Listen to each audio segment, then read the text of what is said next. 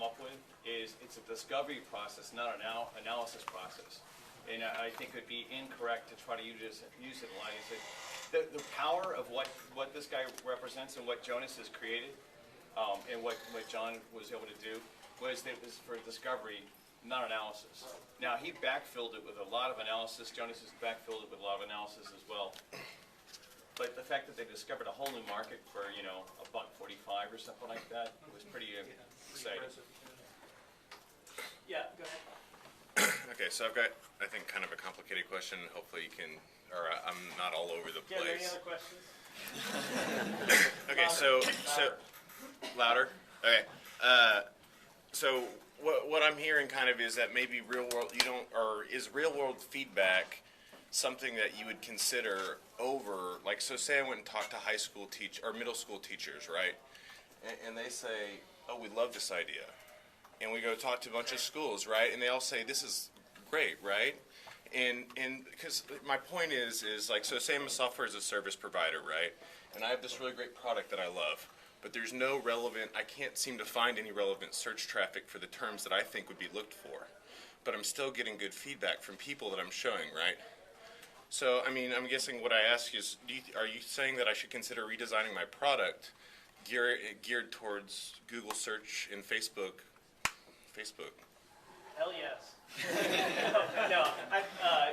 So we have a saying at the ranch, which is nothing happens until somebody sells something, right? And even Paul was talking about it up on stage, I think. You guys were talking it up on stage at the beginning, which is don't trust what your customer says, right? Because they'll tell you they love something. They don't know what they want. Well, we heard all that this morning. Right. I think it's true. People vote with the buy button. This is at best just a sheen of information that needs to be considered into the mix of everything. But if you can't get to this kind of stage, then you may end up creating something that nobody actually buys. Doesn't it depend on how you want to sell it? So I was just going to add on to that. I mean, you may have maybe this one product that you're using, that you're, like he's saying, you're selling to teachers, but then maybe you do like some of this discovery stuff, and you're like, holy crap, I have a whole new market that I didn't think of before that I can maybe like spin off and just kind of tweak it some. So I think it's not, you can use both just to kind of create whatever you're creating. I would be, maybe it's too out there, but I would bet that almost every new product that is coming to market today has an online channel. Maybe not every new product, but almost every new product should have an online channel, or it has online competitors or substitutes. So if you have a product that you think you're going to go sell to teachers, those teachers or whoever the economic buyer is in that model is searching the web for something that is going to do what your idea is or will substitute for what your idea is. And it's a generalization, of course. But if you can figure that out, then you will be way more ahead than a more traditional just go and talk to who I think my customer is, have my sales guy show up and see if they'll buy it. Hey, Jim. Thank you. I just want to point out a couple of other interesting things in the world of Google and Facebook that you should be aware of if you want to go test these kinds of things. So Google AdWords was something that I mentioned. It's a really cool tool for spending a little bit of money, getting test market out there, getting people to, finding people who are potentially interested in what you're selling. Facebook is another really interesting platform for testing stuff like this. The Facebook advertising engine has a really focused capability for you to be able to target the demographics that you want to message to. Right, so with Facebook, for example, one of the things we did at Tech Ranch, we had an event called an Entrepreneur Town Hall Meeting, right, and it was up in Cedar Park. So we were trying to attract technology-savvy people who live in Cedar Park, who are 25 years and older, who have a minimum of a bachelor's degree. That was my demographic that I was looking for, and here it tells me that there are a certain number of people. Actually, this screen doesn't tell it, but I can search for each one of those terms. I can put those into a query, and it'll tell me there are 23,872 people in Facebook who fit that model, right? Who live in Cedar Park and have all of those things.